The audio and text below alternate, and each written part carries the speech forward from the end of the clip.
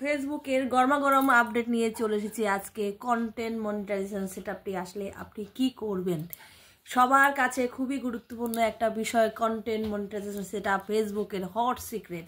আমরা সবাই অধীর আগ্রহে অপেক্ষা করে আছি আমাদের পেজে কন্টেন্ট মনিটাইজেশন সেটআপটি আমরা পেয়ে যাব। আমরা পুরনোরা অনেকেই কন্টেন্ট মনিটাইজেশন সেটআপটি হয়তো পেয়েছি, কিন্তু এই সেটআপটা পেতে গেলে আমাদের কি কি ডকুমেন্টস রেডি রাখতে হবে সেটাই হচ্ছে আমাদের কাছে খুবই গুরুত্বপূর্ণ বিষয়। তো সবাইকে বলছি, কন্টেন্ট মনিটাইজেশন সেটআপটি যাদের কাছে আসেনি এবং যাদের কাছে এসেছে এবং পুনরায় যাদের কাছে আসতে চলেছে, তার আগে আমাদেরকে কিছু ডকুমেন্টস রেডি করে রাখতে হবে। সেটা কি কি ডকুমেন্টস রাখতে হবে সেটাই আজকে আমি এই ভিডিওর মাধ্যমে আপনাদের কাছে জানাবো।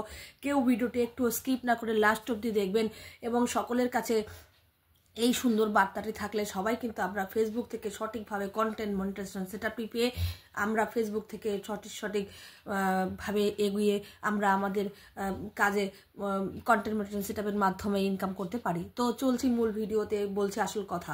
কন্টেন্ট মনিটাইজেশন সেটআপটি বাংলাদেশের ক্ষেত্রে সব সময় সবার প্রথমে আমি বলছি এনআইডি কার্ড অবশ্যই করতে হবে। যেহেতু এনআইডি কার্ডের মধ্যে বাংলাদেশের ক্ষেত্রে জন্ম তারিখটা থাকে, তাই বাংলাদেশের বাসিন্দা যারা আছেন তারা অবশ্যই এনআইডি কার্ডটি বাংলাদেশ থেকে দেখলে এই ভিডিওটি আপনাদের জন্য রয়েছে।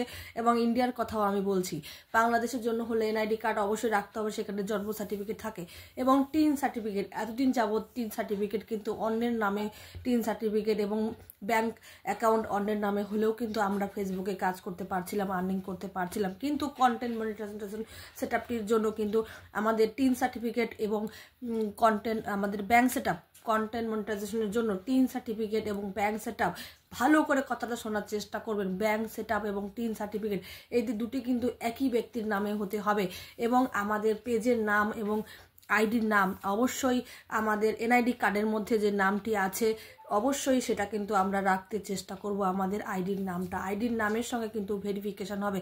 তাই কন্টেন্ট মনিটাইজেশন সেটআপের ক্ষেত্রে বাংলাদেশের জন্য অবশ্যই এনআইডি কার্ড এবং টিন সার্টিফিকেট এবং ব্যাংক অ্যাকাউন্ট এইটি কিন্তু আপনারা অবশ্যই সংযুক্ত রাখবেন। এবং নিজেদের ফেসবুকে আমরা যেই ফোন নাম্বারটা দিয়ে থাকি সেই ফোন নাম্বারটা কিন্তু অবশ্যই আপনারা ফেসবুকে অ্যাক্টিভ ফোন নাম্বার দেবেন। অনেক সময় ওই নাম্বারটার মাধ্যমে একটা হোয়াটসঅ্যাপ খুলে রাখতে পারেন।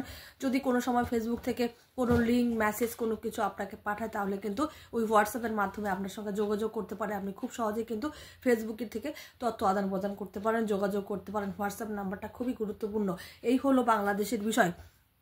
তো এবার আসছি, আমি আমাদের ইন্ডিয়ার কথা বলছি। আমি ইন্ডিয়া থেকে ভিডিওটি করছি এবং আপনারা কে কোন দেশ থেকে ভিডিওটি দেখছেন সকলে কিন্তু অবশ্যই একটু কমেন্ট বক্সে জানিয়ে যাবেন।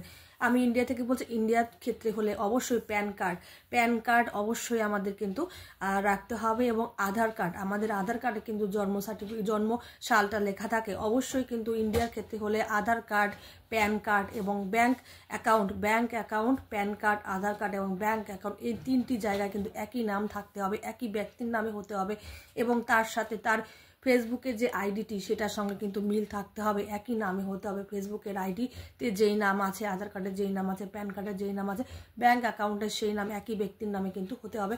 এটা ইন্ডিয়ার ক্ষেত্রে। কন্টেন্ট মনিটাইজেশন সেটআপটির জন্য আপনারা কিন্তু এগুলি অবশ্যই রাখবেন এবং একই নিয়ম বাংলাদেশ এবং ইন্ডিয়ার ক্ষেত্রে দুটো জায়গাতেই একই নিয়ম।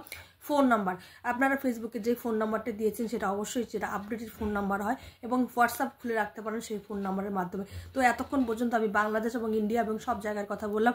কন্টেন্ট মনিটাইজেশন সেটআপটির জন্য কিন্তু আমরা এই ডকুমেন্টসগুলি রেডি করে রাখতে পারি, যে কোনো মুহূর্তে আমাদের কাছে কিন্তু আসতে পারে। এটা ফেসবুকে কিন্তু একটা চলছে বর্তমানে যে কন্টেন্ট মনিটাইজেশন সেটআপটি আমরা কে কখন পেতে পারে। হঠাৎ করে যদি আমাদের কাছে এটা আসে তার আগের থেকে কিন্তু আমরা এই ডকুমেন্টসগুলি রেডি করে রাখবো। আমার এই কথাগুলি যদি ভালো লাগে, এই ভিডিওটি যদি আপনাদের ভালো লাগে, অবশ্যই নতুন বন্ধুদের কাছে একটা টুই করে শেয়ার করে দিয়ে বন্ধুদের কাছে জানিয়ে দেবেন। তাহলে তারা এগুলি যদি একটুখানি আগের থেকে রেডি করে রাখে। অনেকে হয়তো ভাববে আমার কাছে সেটআপে আসেনি, আমি এগুলি রেডি করে কি করব। না, সেটআপ আসার আগে আমরা আগের থেকে এগুলি সব কিছু ঠিক করে রাখবো এবং প্রোফাইল পিকচারটা অবশ্যই কিন্তু আমরা ঠিক করে রাখতে পারি। ফেসবুক যখন আমাদের চোখের রেটিনাকে স্ক্যান করবে তখন কিন্তু যদি আমাদের পাসপোর্ট সাইজের ছবিটা থাকে সেখানে কিন্তু চট করে আমরা সেটআপটা পেতে পারি। Thank you for watching.